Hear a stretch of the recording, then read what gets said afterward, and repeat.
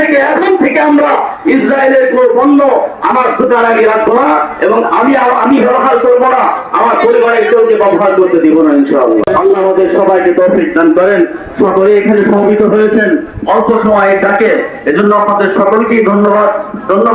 এবং আরেকটি কথা বলতে চাই, আমরা আরেকটা কাজ করতে পারি আমাদের সমাজের মধ্যে থেকে।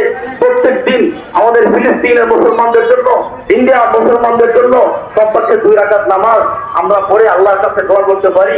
আল্লাহ যেন আমাদের আরব শাসকদেরকে বৌদ্ধ ফিরিয়ে দেন, আল্লাহ যেন আরব শাসকদেরকে হিদায়াত দান করেন। আমাদের পূর্ব শাসকদের অর্থনৈতিক যেই জায়গাগুলো ছিল, এখানে মুসলমানদের ধর্মীয় প্রতিষ্ঠানগুলো অবস্থিত, স্বাধীনভাবে চলতে পারত। ইন্ডিয়া সরকার এই আইন, এমন একটা আইন করেছে যার মধ্যে মুসলমানদের এই অর্থকৃত সম্পদগুলো হিন্দু সরকারের করতলে আনার চেষ্টা চলতেছে। আর যদি এগুলো চলে আসে, মনে রাখবেন ইন্ডিয়া যেভাবে এখন মুসলমানরা যতটুকু স্বাধীনভাবে চলতে পারতেছে, মাদ্রাসা মসজিদ প্রতিষ্ঠা হয়েছে, একটু থাকতে পারবে না।